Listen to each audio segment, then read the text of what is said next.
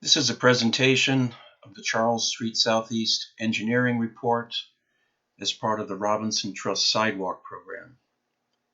At the April 26th Council meeting, the Council authorized the design to go forward for 9 Robinson sidewalk projects, but the Council did not specify which side of the street the sidewalk would be built upon for those projects.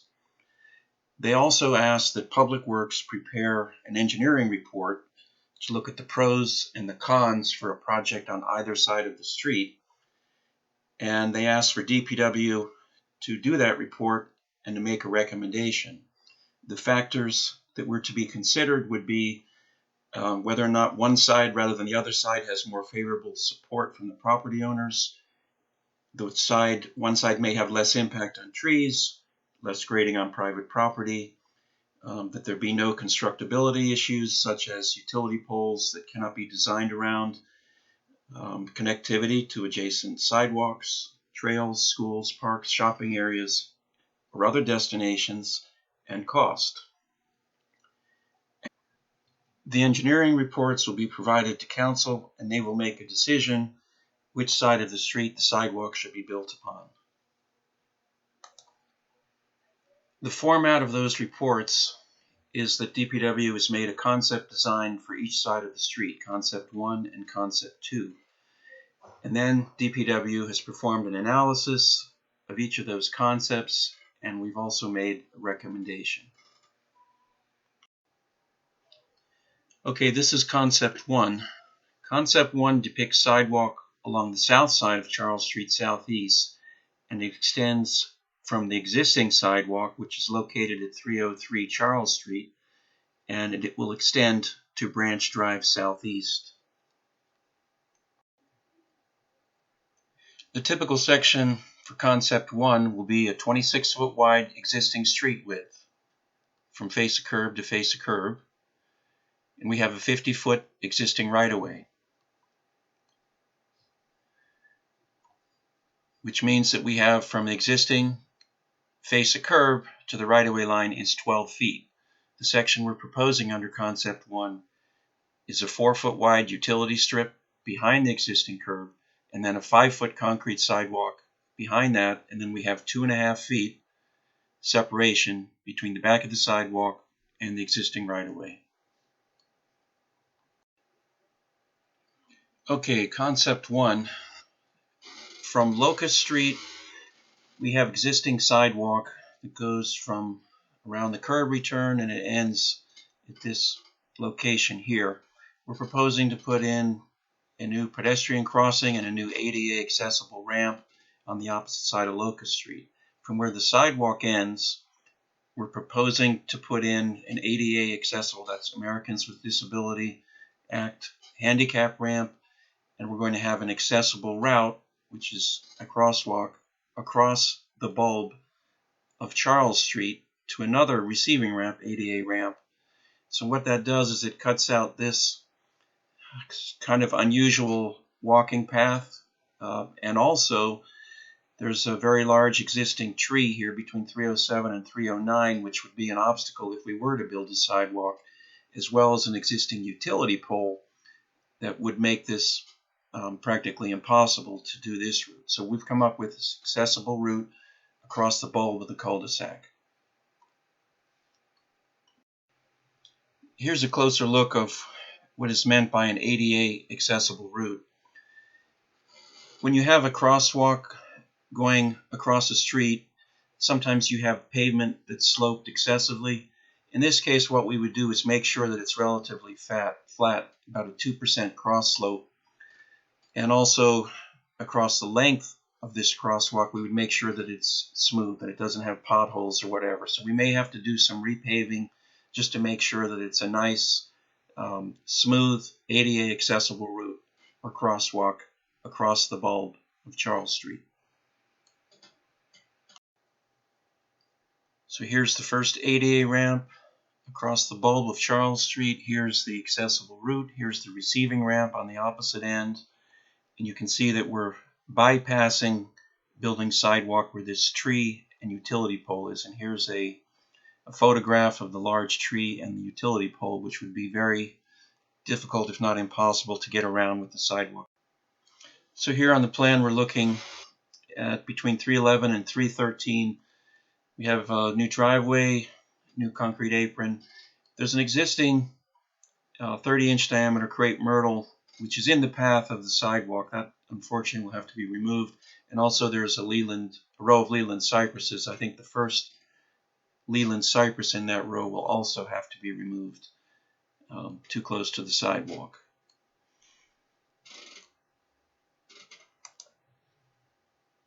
Continuing further with the plan, at the frontage of 313 and 315, it's relatively clear. Here we get it at between 315 and 317. There's an 8-inch diameter tree here and another smaller tree, which sit back far enough from where the sidewalk is going, and the terrain is relatively level. So those trees will be preserved. And then here you have a double driveway at 317. And then at the intersection, we're proposing 2 ADA accessible ramps and a new crosswalk that will get you across Branch Road, as well as a receiving ramp on the opposite side of Branch.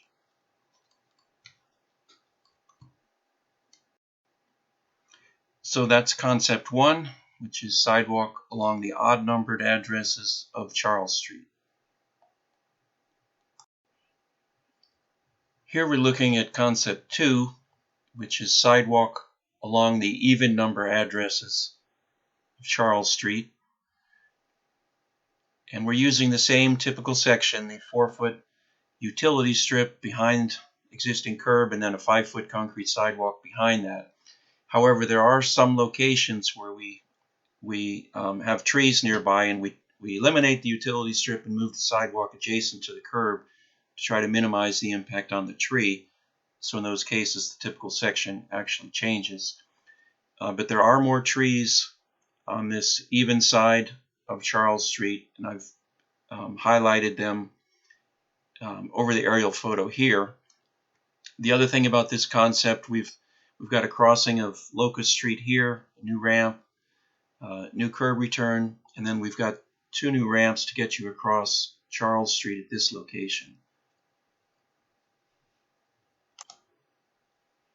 And similar to concept 1, we have a new ADA ramp and a crosswalk across Branch Road and a receiving ramp on the opposite side of Branch. Okay, let's look a little closer at concept 2. Here we have the 5-foot concrete sidewalk going around the curb return. There is a utility strip. As you can see in the photo, at the intersection we have an existing utility pole, a guy wire, and a stop sign. So we need a utility strip there.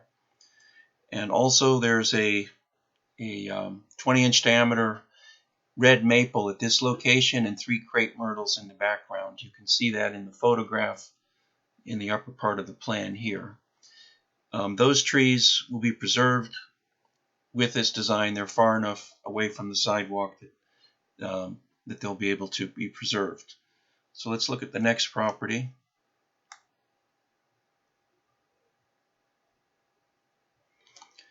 Okay, here we've got 202 Charles Street, and you can see there's a tree shown here, which is in the photograph is a 6-inch crabapple, and it's located so close to the curb that it will have to be removed.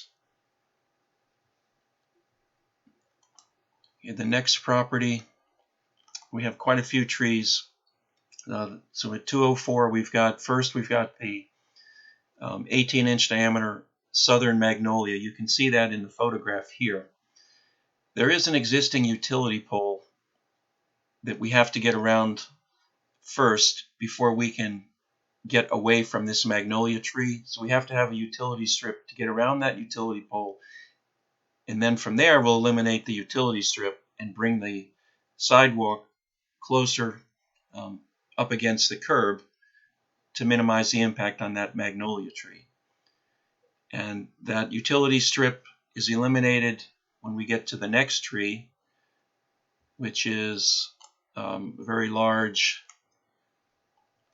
40-inch diameter silver maple, and then we've also got a 20-inch diameter American elm right near the corner of these properties. And they both have really large root zones, and we're trying to minimize the impact on those with the sidewalk. So we will eliminate the utility strip as much as we can, but then when we get closer to the second tree, we've got a fire hydrant at this location, so we have to put the utility strip back in.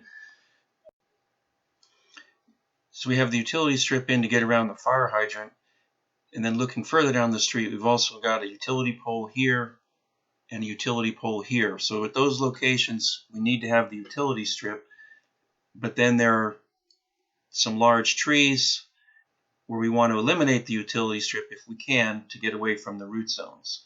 So for this last tree, large tree at 204, we do have to put in the utility strip. So we will be impacting some of the roots on that large tree. And also there's a smaller tree that will be preserved, but the roots will be affected. We can take a look at the picture. Again, you can see this is the second tree. Here's the fire hydrant, and here's that smaller tree.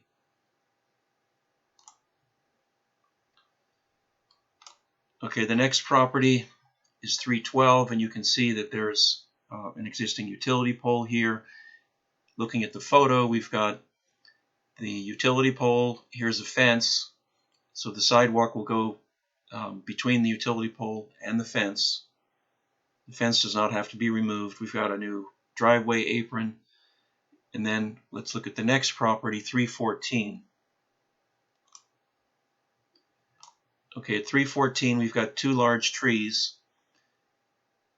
We've got a 38-inch diameter red maple is one of those trees. And we're moving the sidewalk adjacent to the curb to minimize the impact on the roots of those two trees. However, when we get to the next property, there's another utility pole, so we have to put the utility strip back in, and we get a little bit closer to that existing tree, which happens to be a 12-inch dogwood. You can see in the photograph here, it's a 12-inch dogwood, and unfortunately that tree, 12-inch dogwood, would have to be removed.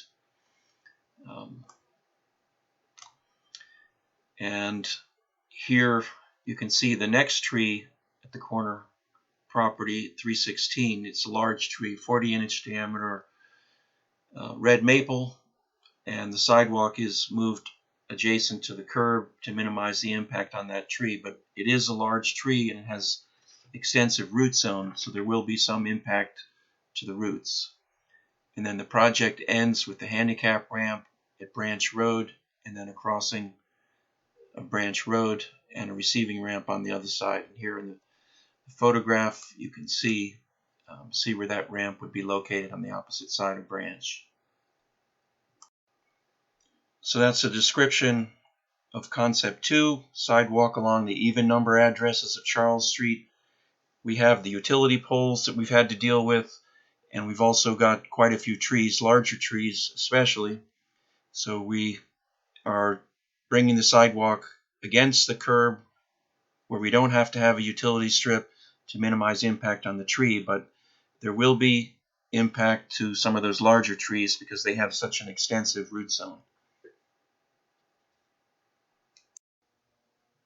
Part 3 of this report is the analysis of the two concepts. Concept 1 is sidewalk along the odd side addresses, and Concept 2 is a sidewalk along the even side addresses. Late last year, we sent out a questionnaire asking if you support sidewalk or not, and the responses revealed that on the Concept 1 side, the odd side, we had 3 people in favor of sidewalk, whereas on the other side, Concept 2, the even side, we had 1 person who supported sidewalk. Looking at the tree impacts with Concept 1, there's minimal tree impact. There's a crepe myrtle at 311, which will need to be removed. There's a 15-inch Leland cypress at 311 that could be preserved by moving the sidewalk adjacent to the curb. That determination can be made later in the design. There's a replacement tree would be provided if that Leland cypress is removed, and also for the crepe myrtle, which would be removed. There's a replacement tree for that. Additionally, there are two small trees that are near the limits of construction that are likely going to have tree roots affected, and these are the flowering dogwood and 3-inch diameter red maple at 317 and 315. And during the final design, we can consider moving the sidewalk to the curb. At a minimum, during construction, we would employ root pruning, which would help to minimize the effect on those trees. But under Concept 1, that large tree that's located on the shared property line of 307 and 309, it will be minimally affected by the project. It has a large root zone, but we're going to be about 40 feet away from that tree with our construction, so that tree will be preserved. Concept 2 has significant tree impacts. There's a 6-inch diameter crabapple tree at 202 Charles, which will need to be removed. A replacement tree would be provided if this concept is constructed. But more significantly, we have impact to large trees. There are 5 large trees that are 12 to 20 feet from the curb that will be impacted by the project. And these large trees are a 40-inch red maple at 316 Charles, a 38-inch and 22-inch red maple at 314 Charles, a 40-inch silver maple and 28-inch American elm at 204 Charles, and a 20-inch red maple at 200 Charles. Additionally, there are 2 small trees at 204 Charles and 1 medium-sized tree at 200. Okay, these trees will likely have roots affected by the construction. The large trees have a critical root zone that's quite extensive. For example, a 30-inch diameter tree has a critical root zone that extends radially approximately 30 feet. And as a general rule of thumb, anytime you have disturbance to more than 40% of the critical root zones, you should consider having that tree removed because of the significant impact to the tree roots.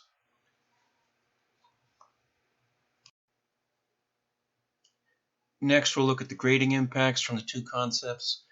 Under Concept 1, there appears to be some minor grading at property 315 Charles. The construction limits will be determined during the later stages of design if this concept is pursued. Under Concept 2, there appears to be minimal grading for this concept, and again, the final construction limits would be determined during the later stages of design. As far as constructability issues, under Concept 1, there does not appear to be any constructability issues with this concept. There are no utility poles to obstruct the alignment, and existing water meters will be relocated to the utility strip as necessary. Under Concept 2, there are some minor constructability issues with Concept 2. There are utility poles located near the curb in front of 200 Charles, 202 Charles, 204 Charles, and 316 Charles. And the utility poles can be accommodated in the utility strip.